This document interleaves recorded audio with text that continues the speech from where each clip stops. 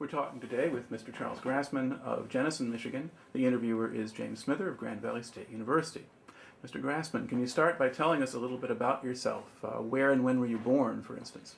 Well, I was born on a farm right off in Georgetown Township. My dad had a celery and onion farm, and I was on there until, I enlisted in December of '42. Okay, now how old were you then? I was 19. In fact, I had to get my folks' permission to to join because I wasn't old enough yet that they were supposed to. That would be 17. Or well, let's see. If you were 18, you could, or 19. I was born in 1923. Okay, And so you were probably not quite 19 yet. No, because my birthday would be in March. I was 19 in March. Yeah, so you're still 18, and then that may still have needed support. Anyway, and they didn't want to sign for me first, but I finally persuaded them. Before we go back to the family a little bit, so your family was able to keep their farm all through the 30s then? Oh yeah. Okay, because there were a lot of families who lost theirs in that period of time. Yeah, well, as far as that, we never had any problem as far as financial problem to keep the farm going or anything. Yeah. About how many acres did you have? It was all muck. Well, it was all muck for celery. We had 20 acres, and we had a good living. It was a good enough market for what you were growing. Yeah, celery and onions. There was always a market. Always needed those. Okay. Back in those years. All right. And then how far into high school? How far into school did you go? 8th grade or? 8th grade was far. And then when I enlisted, originally they required a four-year college. For what? To get in the Air Force. Okay, and specifically for pilot training? Yeah. Okay. So you knew when you signed up you wanted to... I wanted to be a pilot. You wanted to be a pilot. So why did you want to be a pilot? What inspired that? Well, adventure. And it always looked good to me. Okay. Had you ever been in an airplane then? Had you flown before you joined the Army? No, I can't remember that I ever did. No. Okay. All right. But and then when I signed up, at that time they waived the 2 years of college. First it was 4 years, 2 years. But nothing was said about it was said about the high school. But and then when I enlisted, I enlisted on the 3rd of December, and on the 5th of December they closed enlistments. Now, I think earlier you'd mentioned that you enlisted in January, because Pearl Harbor was December 7th, 1941. No, And then did you enlist before Pearl Harbor?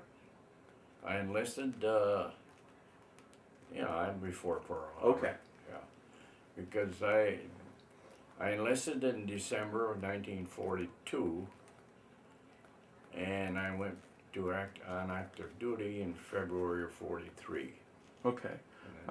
Those were just different dates than what you gave me a moment ago. You know, those things always did. Right. But it's sort of thing.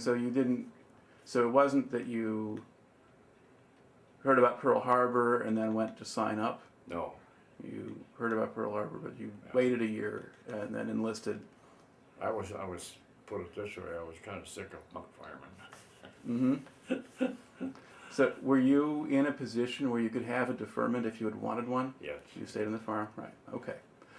So then it's basically... In fact, they wouldn't sign for me, but I pulled a little bit of a shenanigan, I guess. At that time, Fred McGackern was the banker in Hudsonville, and he was also the chairman of the local draft board? Yeah. So I went to see him, and I knew him, and I went to see him. I said, "Fred, can you do me a favor?" He says, "What's that?" Well, I said, "I want to enlist in the Air Force." but my folks, they won't sign for me. I says, maybe if you could just send me a draft notice. Mm-hmm.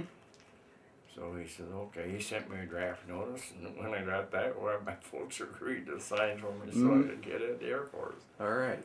So So you're. I left on the in February of '43 Mm-hmm.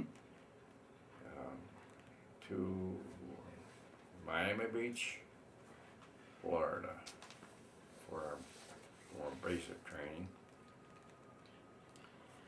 And there, I got when we started marching in hot suns and everything, and getting our shots and so on. Where did they put you up in Miami? In the Haddon Hall Motel, a beautiful motel, a block from the ocean. Mm-hmm. And then they said, well, and I went, we've been there about 2 weeks, and they said, well, you're moving out, so pack your bags, and you're moving out. Well, they didn't even hardly want us to let us go to lunch at noon because we were packing, we were moving out. Mm-hmm. So here we sit there with our barracks bags in that hot sun and waiting to move out. On about late afternoon, they said, okay, grab your bags when you're moving out. So they moved us across the street into another hotel. Back, I think the first one was Bancroft, and the second one was Haddon Hall. It was either one or the other. Right. But they were across the street from each other. So we were there another 2 weeks, and marching every day in the hot sun and getting our shots and everything. And finally they said, okay, grab your bags, we're moving out. Now, at this stage, were all of the men that you were with, were they all ones who had signed up for pilot training? Yeah. Okay. Well, either pilot or bombardier. Or, Right. you know. But yeah, it was air crew. Yeah. Yeah. And so they grabbed our bags and we got on our train.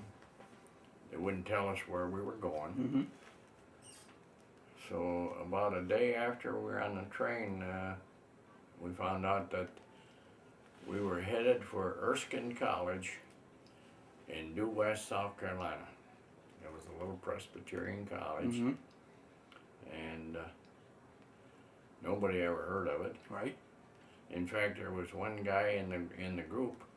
He was from South Carolina, which is about 40 miles from where we were. Mm-hmm. He'd never heard of Erskine College. Mm-hmm. And we were there. I was there for 5 months, and in 5 months' time, I started out in simple mathematics. I'd been out of grade school already Right. for 7 years, Right. I'd say. I started out at simple mathematics, and in 5 months' time, I went through spherical trigonometry. Mm-hmm. And if you don't think I had a sweat and study, Mm-hmm. but I made it. I got through. And then at the end of 5 months, then they sent me to Nashville, Tennessee for classification. And there, the group would either be classified as pilot, navigator, bombardier, or kick you back into the Right. infantry. So had you all chosen to go into bomber training as part of this process, so there weren't people who were going to be fighter pilots who were with you? Well, we didn't know until we got into Nashville. We didn't know what we were going to be classified. Okay. So you were just going in to be pilots and you didn't know it as what? Or that was the idea? Yeah. Okay. So Nashville, they get there, they start breaking people down, and then what category did they put you in? They put me in pilot training. All right. So from there, they sent me to Maxwell Field, Alabama Mm-hmm. for pre-flight, some more studying, Mm-hmm. and I finished that. Then they sent me to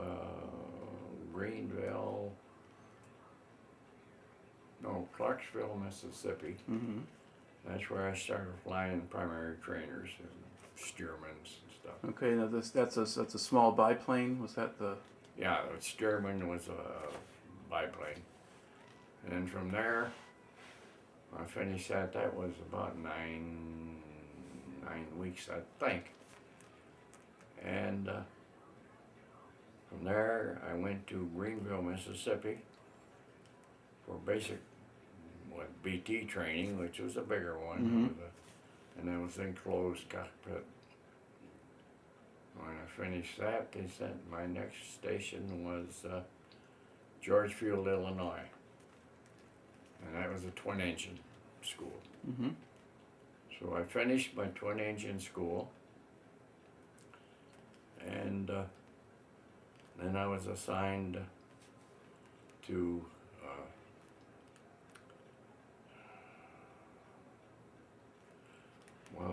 it was a B-17 school, a four motor in Florida. Mm-hmm.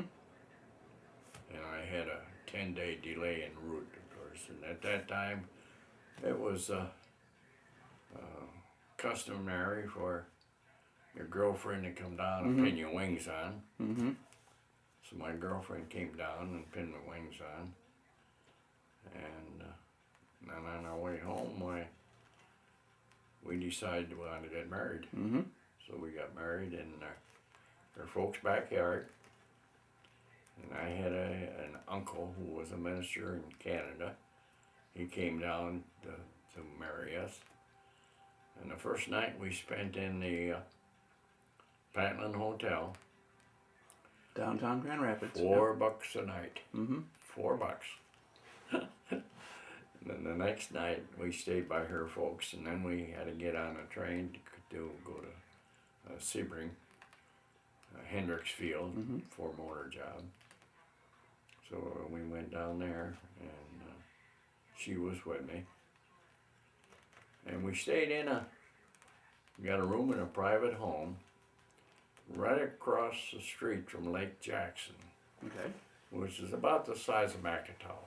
Mm-hmm. And we never saw anybody swimming there, so we asked the people where we were staying, is that lake contaminated? And they said, no.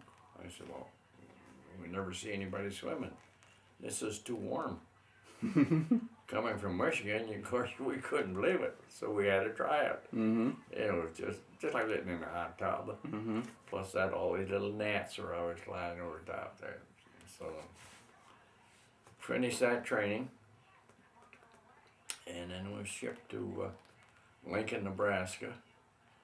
They put me in a pool, because from there I was supposed to go to B-29 pilot school. And so we were there about 3 weeks, and they didn't have enough B-29s. Mm-hmm. So they sent me back to B-17s. So then I got a crew together, and as a crew, we were sent down to Ardmore, Oklahoma. And that's where my navigator and bombardier joined us. The rest of the crew was, all of us were. And we got our combat training there. And one day, I know we took off, and we were no more off, and it got so foggy we couldn't see nothing. Mm-hmm. And on those B-17s, they all had a big red light in the leading edge of the wing. Of course, we all turned those on, and all of a sudden, boom! There comes a big red light at me. Mm-hmm. And it took quite a bit of maneuvering to, prevent a crash. And with just a brand new crew, we hadn't even gotten acquainted too good yet.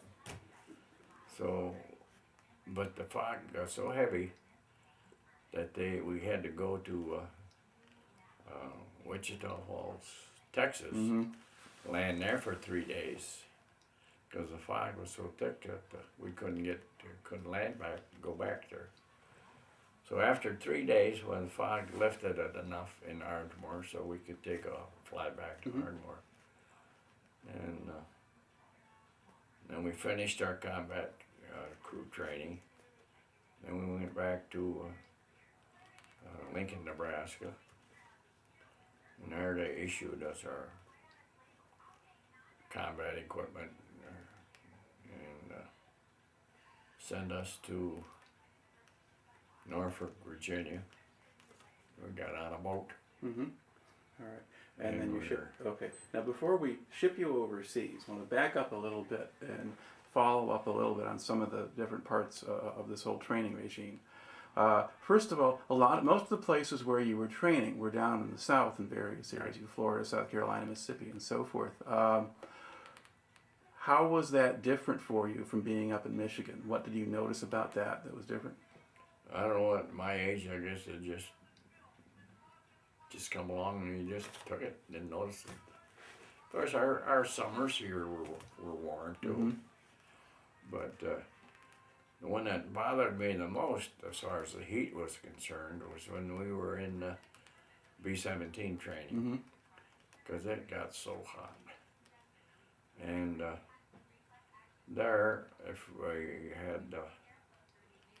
had different areas, like if we flew the morning hours, the plane was pretty cool yet. Yep.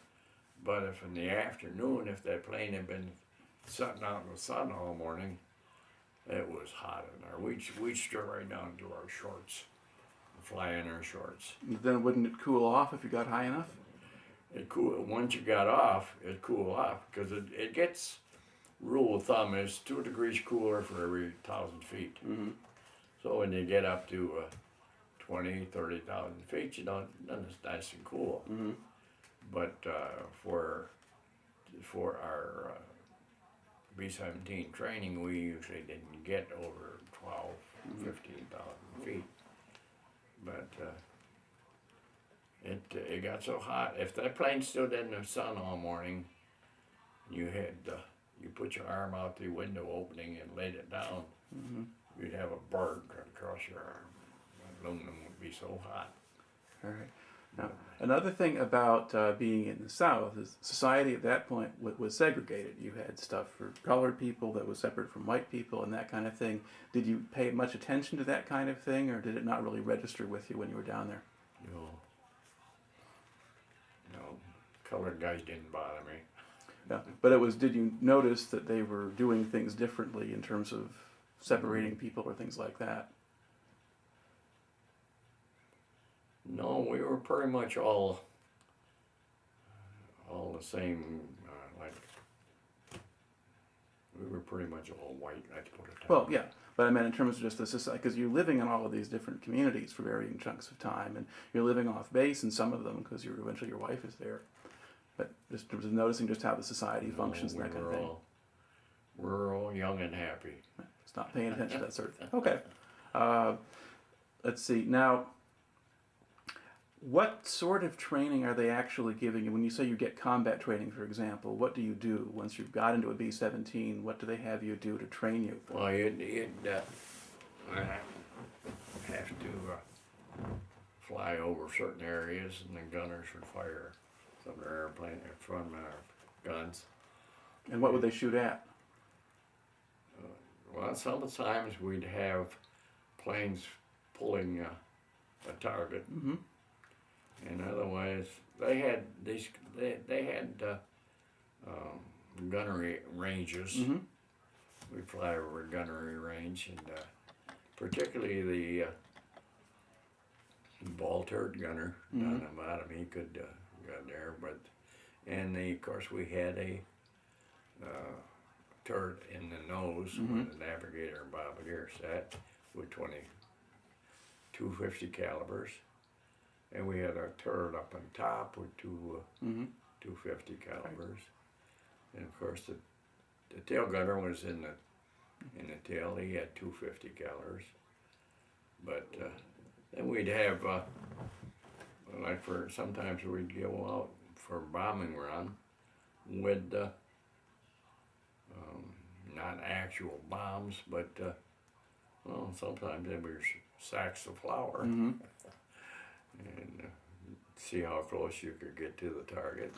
For that way, the bombardier gets some practice, And then, of course, we had cross-country hops to help train the navigators. Mm-hmm. And, well, like my co-pilot, he was a, well, what they got, you graduated, like when I graduated as a second lieutenant. Mm-hmm. And some of them, for some reason or other, if they weren't quite bright enough for it or what, they were graduated as what they call a flight officer. Mm-hmm. Instead of a gold bar, they had a round one window Mm-hmm. painted in. The equivalent of a warrant officer or something like that. So similar to a lowest warrant officer, yeah. commission level. Yeah. And my co-pilot was one of those. And one of the biggest reasons that he was there, he would get lost at night. Mm-hmm. And so if we get on a night cross country, I turn the flight over to him and let him get our way back. And sometimes he'd have an awful time finding our Mm-hmm. field back that day. It was all radio operated then, radio beams and so on. And the funny part was the crew could always tell who was landing the airplane. Mm-hmm. If I was landing it or Jerry, my co-pilot, was landing it. Because we both had different methods, coming Mhm. out. I usually would land right on the end of the runway, and Jerry, he'd usually be down the runway quite a ways before he'd get on the ground. All right. Wasn't that it was dangerous or Mhm. anything, but it was just one of those Just their things. styles. Yeah. They could always tell who was landing, whether I was landing in or whether Jerry was. Now, when you were practicing the bombing runs, were you using the Norden bomb sight? Yeah. And so the bombardier would control the plane Mhm. in a certain station? Yeah, when he's the bombardier is using the bomb sight, Mm-hmm. then the pilot and co-pilot can sit there like this, see? Because it's all interconnected with the automatic pilot, and he's actually controlling it. Did that take a while for you to get used to? I mean, you're a pilot, you've trained to control the plane, and all of a Well, sudden you have to let go? It was always, it's so gradual. Mm-hmm. It was just going natural procession. Mhm. But I enjoyed it. It was fun. All right. Now, when was it that they finally ship you overseas? Was it Well- 1944 sometime? Yeah, my birthday is the 20th of March, and I was on the boat going over on my birthday All right. in 1944. Okay. Now, what kind of boat did they put you on? Well, we were lucky. We were on a converted passenger liner, Mm-hmm. the SS Mariposa, Mm-hmm. beautiful ship. And how many men did they put on it? Oh gosh, we must have probably had four or 500. Mm-hmm. And the navigators, they all took their sextant with them Mm-hmm. on the boat. So every day they would shoot the sun and so on and kind of figure out where we were. Right. And then one day they said, hey, we're about in the same spot we were yesterday. Mm-hmm. So they start questioning the crew of the boat. And they said, yeah, we turned around last night. We ran into a German submarine. Mm-hmm. So we turned around and headed back because we could outrun them. Right. Now, was your boat traveling by itself? Did you have an escort? We had a convoy. You were in a convoy. Okay. But they said when we got back where we figured it was safe, why, we turned around again and we were headed for Naples. Mm-hmm. Turned around again and headed back for Naples. So, and when we got at Naples, we got off the boat and they put us on an old train, old Italian train, and we didn't know where we were going. And they took us to Foggia, which was, near the heel of the. Mm-hmm. That's where we got off, and we lived in tents, and it was cold. Mm-hmm. Boy, at that time of the year, Yeah, spring in Italy can still be cold. Yeah. cold. Did it Yeah. rain a lot too, or just most? Mm. Did it rain a lot, or was it mostly just cold? No, it didn't rain that much. But of course, the tents we had, they were big square tents, and we had 4 officers Mm-hmm. and 5 enlisted men. So the 4 officers were in one tent, Mm-hmm. and they had a separate officers area. Right. And the enlisted men, they were all in. There was 5 in a tent, and they were in a different area. But in order to heat the things, we rigged up a stove. Took the tail end of a bomb, it's Mhm. shaped like a cone. Right. Put a pipe on it, run it up to the top of the tent. Just outside the tent, there was a stand with a belly tank off from one of the fighters Mm-hmm. on there, filled with 100 octane gasoline. A little tube come down underneath the ground, and then there was a little shut off. And when we light that stove, we just opened that cockpit, Mm-hmm. let a little flow come into the cone, and shut it off. Then we'd throw a match in there, and that would just light that gas that was Mm-hmm. on the ground. And then we'd slowly open the gas line again. Mm-hmm. Of course, the only thing we had there was 100 octane fuel. We didn't have any kerosene, Mm-hmm. didn't have anything else, so we had to use that. Right. But boy, that was sure heat. Mm-hmm. Didn't take long, that stove sometimes would be red hot. But it kept us comfortable. Well, did people have problems with improvised stoves burning their tents down or blowing up or anything else like that? I can't remember that Mhm. they ever did, no. All right. Everybody knew they had to be careful. Mm-hmm. All right. How long was it before they sent you out on a mission? How long was what? How long was it that you were in Foggia before you flew out? I had my first mission.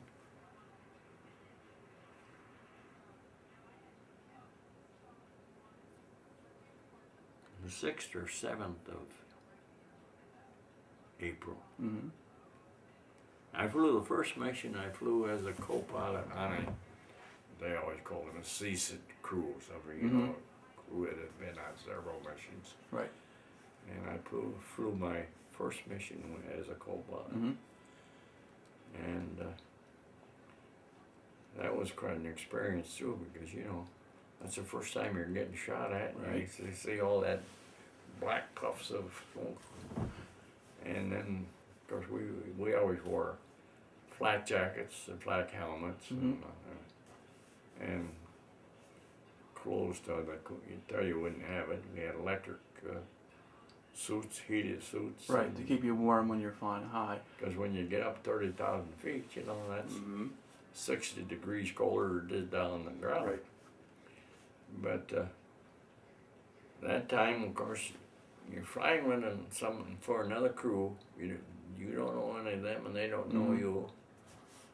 And the way the B-17s were built, you're a pilot here, a co-pilot there, and there was a catwalk went down like that into Mhm. the nose where the navigator and bombardier were.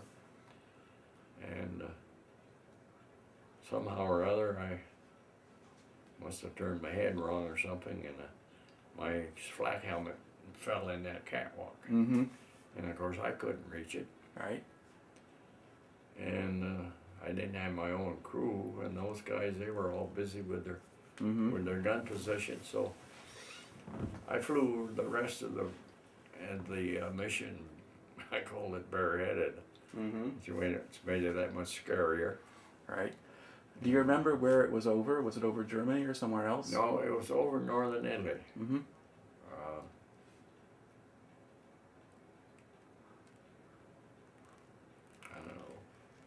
know it was 6 hours and 8 minutes or something for that mission. But then after that, I got my own crew back, Right. and if something like that would happen, one of the guys, but they wouldn't hesitate to leave their position and get down and get me my helmet. Right. But, Well, how well did your crew get along with each other? we got along real well. It was fantastic. We always had, of course, I guess most crews probably did. We always had one goof off. Mm-hmm. And that was the ball turret gunner. In fact, when we had a crew picture taken one time, we had an appointment all set up, Mm-hmm. And when it was time to have the picture taken, he didn't show up. In fact, this was in Ardmore in the States area, and we waited. We hunted for him. We couldn't find him. So we decided, well, we'll just, cameraman is there. He ain't gonna wait. We'll go ahead and take it without him. So we did. So he's on our crew picture. He's one man, and he's short. Mm-hmm. And we found out where he was. He was in the wax day room. But no, we got along real well. In fact, after the war was over, and then of course the bombardier and all the gunners, they all transferred out and flew home. But the 5-man crew, pilot, co-pilot, engineer, radio operator, and the navigator, they transferred us to what they called the homebound airline. They took our B-17, they moved us up to Pisa, and they stripped everything out of the B-17s and just built wooden bench along each side, all the way from the bomb bay, all the way back to the tail. And 5th Army guys would come down from France, Mm-hmm. and they'd come by truck from France to Pisa, and we'd load them in those B-17s, and we'd fly them to Casablanca, Mm-hmm. and there they would get on C-54 transports and fly back to the States. So we'd go down, fly down one day, stay there overnight, and come back next day, and get ready for another load. And we just, shovel run, you might say. But those runs from Pisa to Casablanca, they was close to 8 hours each way. So, and we had some fun then too, because some of those guys had never been in an airplane before. Of course, the way the B-17 is built, right behind the pilot and co-pilot, there's a door. Then you had the bomb bay, and then there was another door. And then originally, the radio operator had a compartment, and then there was another door. Well, some of these guys never been on an airplane before.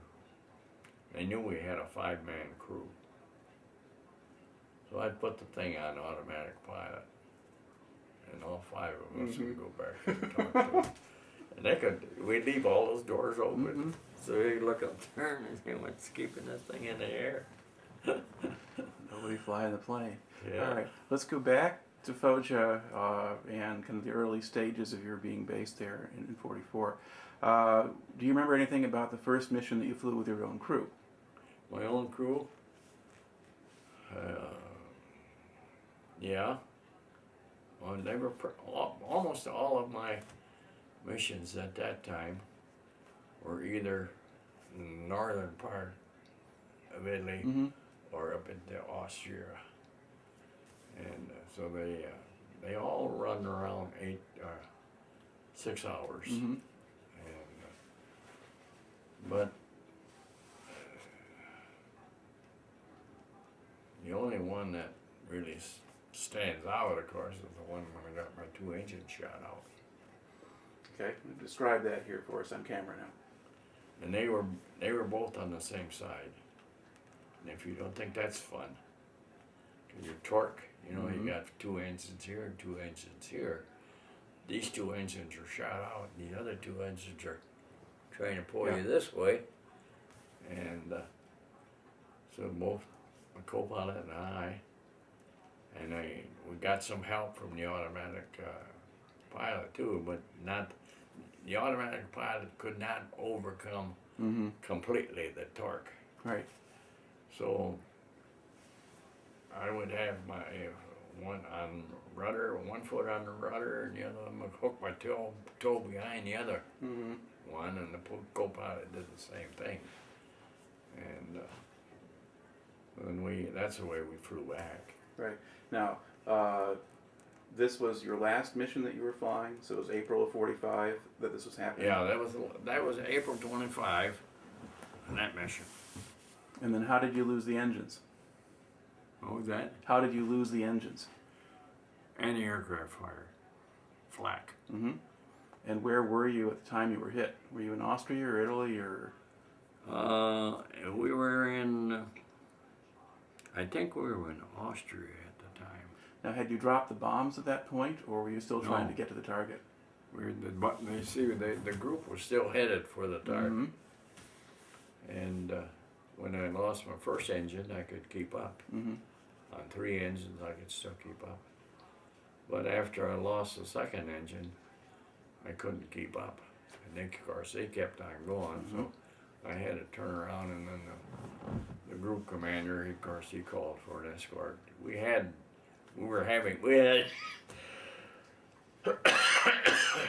escorts. All Mm-hmm. that Right. colored group was escorting us. So you had So Tuskegee they Airmen with you? just broke one off and escorted me back, and the other, I don't know how many they had in the Mm. group, but they continued to escort the rest of the Now- guys in the group. Did you regularly have Tuskegee Airmen for your escorts? I mean, did they normally fly with you, or just once in a while? Oh, it depends. They had all different fighter groups that Mhm. would escort us, but we could always tell when we had one of the colored group, because their tails were painted. At that time, they were painted like checkerboards. Mm-hmm. In fact, we all referred to them as checkerboards. So when we had a fighter group where the tails were all checkerboard, we knew they were all colored. Mm-hmm.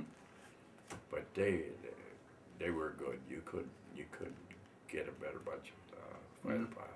What do you think distinguished them from everybody else? Were they doing things differently from the other pilots? Well, the thing of it is, they had to work a lot harder to get in Mm-hmm. pilot training than even I did with an Mhm. accurate education. Right. So, and they were well trained, Mm-hmm. well disciplined, and you couldn't ask for better escorts. Now, why was discipline important for a fighter escort? If you were an undisciplined pilot, what might you do? Well,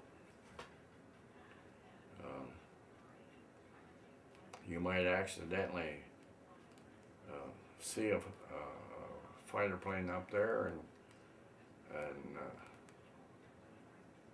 not know whether it's a German or an American. And it's happened that some of them got shot down by friendly fire. Now, did the Germans try to use planes to bait the escorts away and then come for the bombers? Or The Germans always look for a strangler. mm-hmm. Like now, but I didn't have to worry at that time Right. anymore because there were no more German pilots flying them. Right. They ran out of fuel and everything else. That's why the war ended. Mm-hmm. But we did, before I got to Italy, they did have some missions go clear from Foggia all the way to Berlin and back. Mm-hmm. But I never got up that far. Okay. Now, where did you go to Ploesti? Did you go to Romania for the oil fields, or? Well, if you want to know just exactly where those were, I can Probably. Well, I mean, I know where Ploesti was. I was just asking you, was that another place that you went? Pulaski was the Death Valley. Mm-hmm. They had so many anti-aircraft guns surrounding that because Pulaski is where Germans were all depending on getting their The fuel. Yeah. fuel. Now, was that the worst place that you flew into? That was probably the one that us bombers dreaded the most going to Mm-hmm. because even towards the end of the war now, you know, when they didn't have German planes or fighter pilots anymore, they would just get that many more of their anti-aircraft guns around Pulaski. In fact, they and you never knew we were there because you could go there one day and it probably wouldn't be too bad. And you could go the next day and it was just terrible. But the Germans, they had some of these anti-aircraft guns mounted on railroad cars. Mm-hmm. So they might be here today, and you think you shoot them up and think you got it, but then they got some coming back in on the trains. Mm-hmm. It was almost impossible to tell where it was going to be because they had so many. You know, around Pulaski, they probably had 300 or 400 anti-aircraft scattered all the way around Easily. there to protect it. Yep. And of course, those guys, they were able to tell what altitude you were Mm-hmm. and set their anti-aircraft guns for that altitude. And they were pretty accurate. Now, when you came in to bomb, were there certain specified heights you were supposed to bomb from? Would you have to come down to drop the bombs, or did you stay up as high as you could? We'd stay up. We usually bombed around 28,000 feet. Mm-hmm. But Now, how likely is it you're going to hit anything if you do that? well, that northern bomb site was pretty accurate. If you had a good bombardier, they were pretty accurate. But there again, you know, when you drop your bombs, 28,000 feet, it's got a lot of time before it hits the ground, and Yep. there's other things that can come into it, Mhm. like wind and Right. so on. But if you had a good bombardier, the only thing is the bombardier, the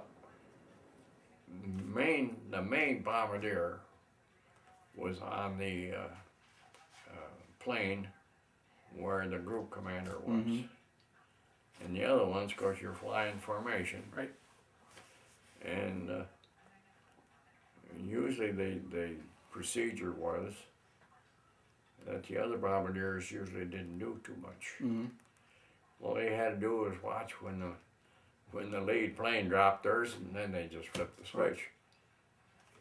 And they didn't use their bomb sight or anything because they followed the Right. lead bombardier. That's why the lead bombardiers were usually higher rank officers than most of them were. But it was a great life. Now, in the period there where you were based, Foja,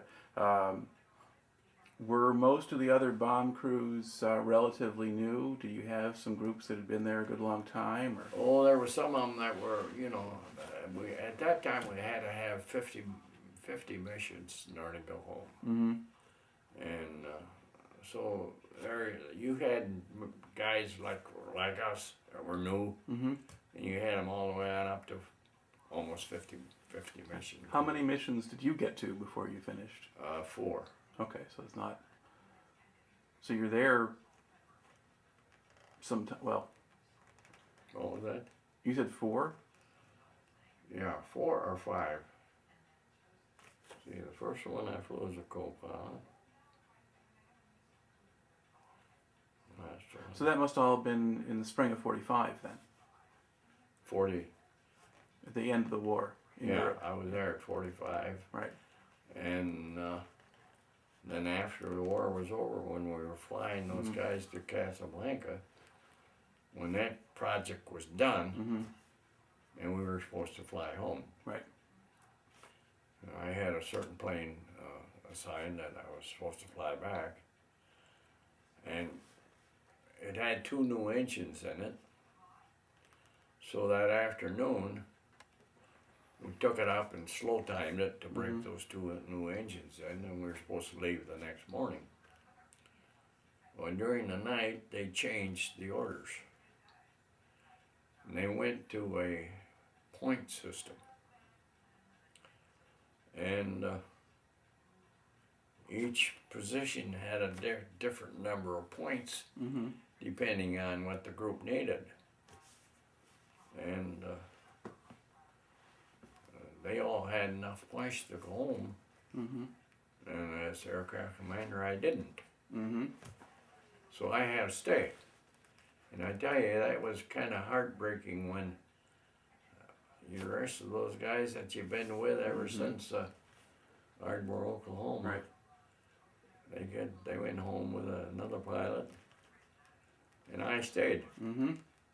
So what did you do then, still there? Oh, I worked in operations. I worked in accident investigation and flying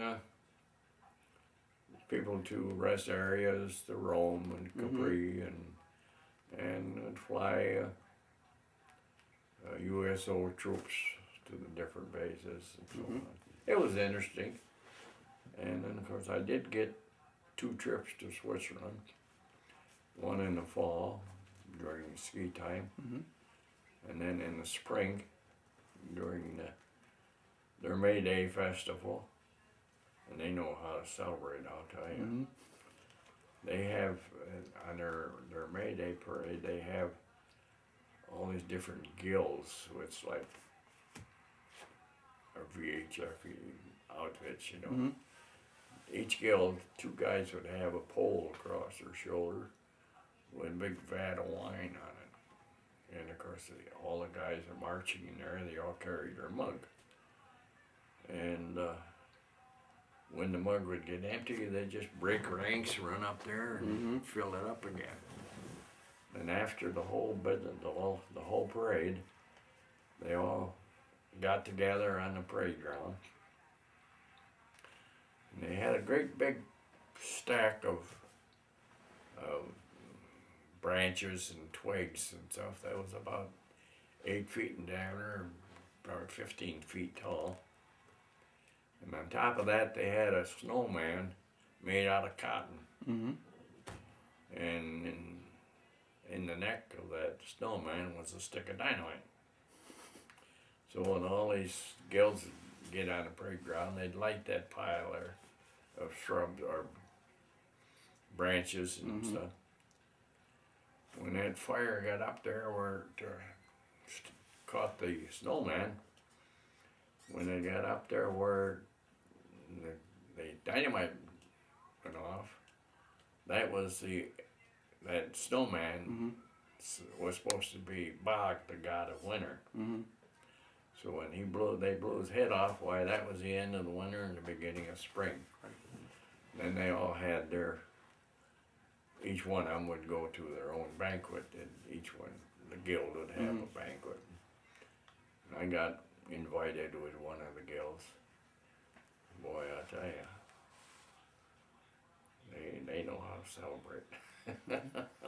Now, when you were based down in Foggia, did you get much of a chance to go off the base or see anything of the civilian population, or did you just kind of stay on base? Yeah, if you wanted to go, like when I was in Italy, why, I was able to tour the ruins of Pompeii and the catacombs and the old, Like the stadiums, the Coliseum, or Colosseum Yeah. ruins. And top of that, I was able to take a B-17, circle it inside of the Mount Vesuvius. Wow. course, that wasn't exactly legal, Mm-hmm. but oh, they weren't too strict anymore. Mm-hmm. I remember one time I was taking a bunch of guys to Rome for a wrestling, and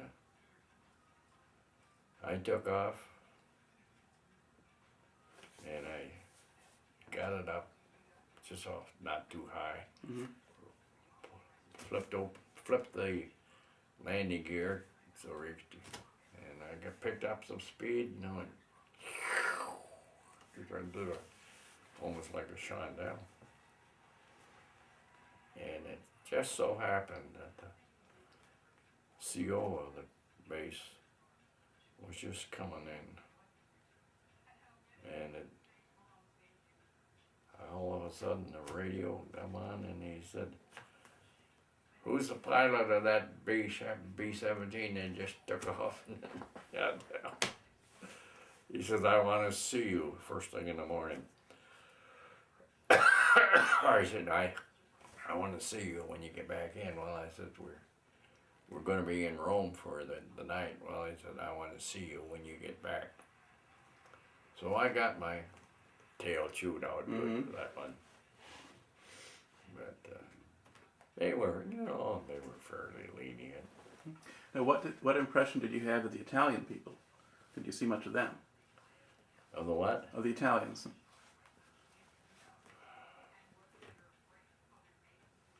Well,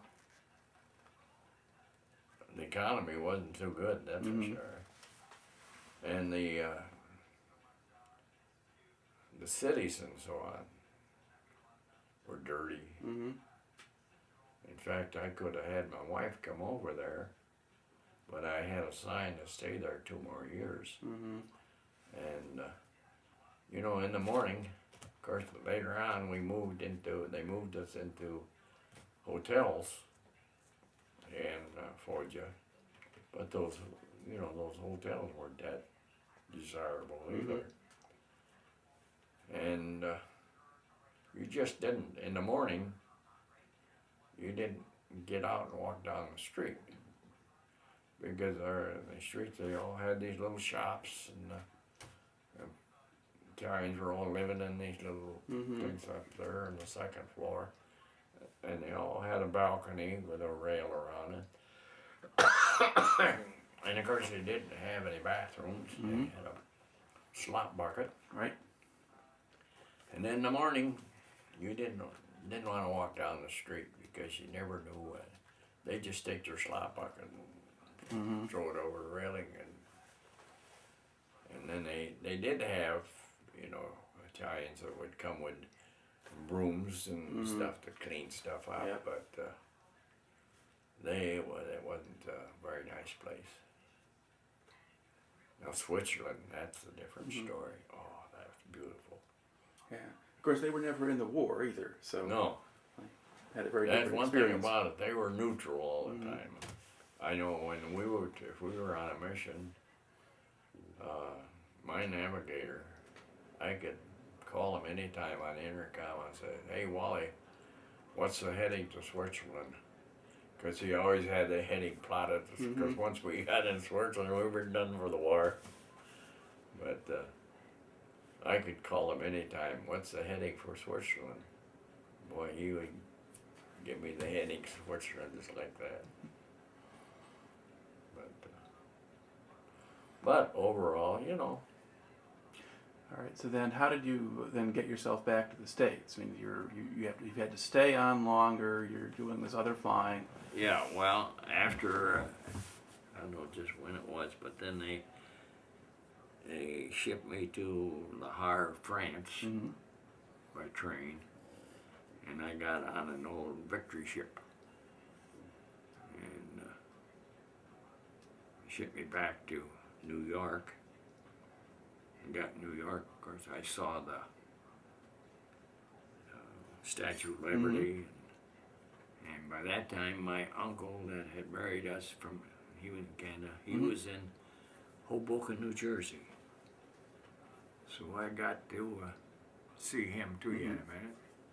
And from there, I got my train. I went to Camp Atbury, Indiana. Yeah. and that's where they discharged me from the active and enrolled in me immediately in the reserve. All right. So you joined the reserves, but then what was the motivation for joining the reserves?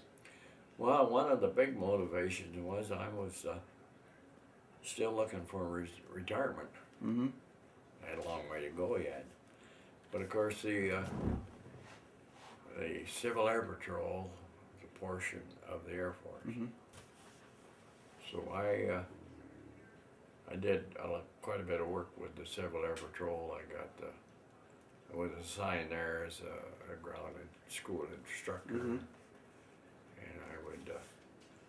and I'd go out with the search and rescue missions. I had my own little airplane, Mm-hmm. and we'd get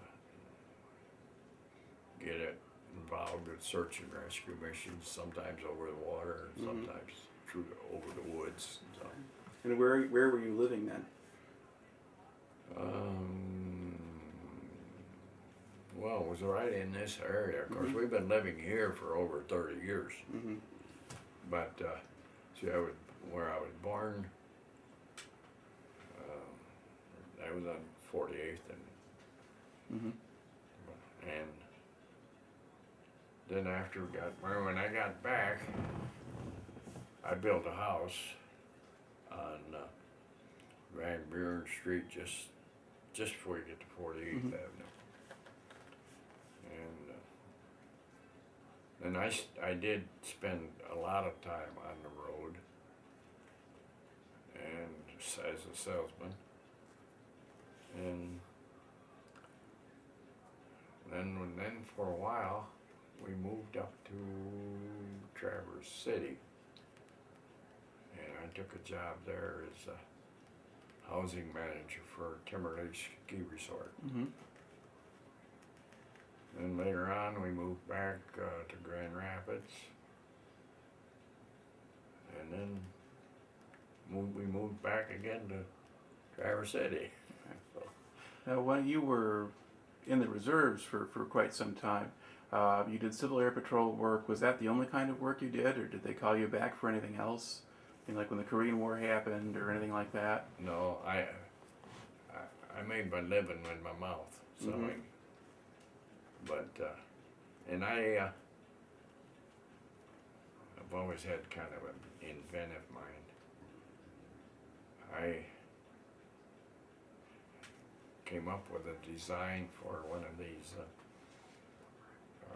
pop-up camp trailers, Mm-hmm. and I got together with this one guy in Detroit. He had a factory there. He made boat trailers and stuff. And he says, why don't you come over here? And he said, we'll make camp trailers. So we did that for several years. Mm-hmm. And I had sales for the whole works. There's every camper that went out, that was for my commission. Mm-hmm. But I set up all the dealerships and so on, all the way from as far south as Florida Mm-hmm. and Texas. Well, most of them was, in the northern part. But let's see what else. My memory is getting bad. I wish there was some way that I could. Well, you've done a pretty good job with the part of the Well- story that we're really focusing on here. To look back on the whole thing now, how do you think your time in the service wound up affecting you? Either in the way you look at the world or what kinds of things you did in your life? What sort I'm of... satisfied in my life. Mm-hmm. Of course, I'm to that age now. Like now too, I've been retired from the Air Force for 25 years, and once I get my Social Security, and my wife gets her Social Security, and I get my Air Force pension. Mm-hmm. We live comfortable. Yeah, for sure. I never expected to get this old, to be truthful with you. But I got too many, sometimes I think I got too many longevity genes in my body. 'Cause my dad died at 89. I got one brother that died at 91. One died at 89. In fact, I got one still living. He's 93, but you might say you could say he's living, but he doesn't know anybody. We heard. In a nursing home, but he's been under hospice care for a year already. He's still hanging in there. You know. All right.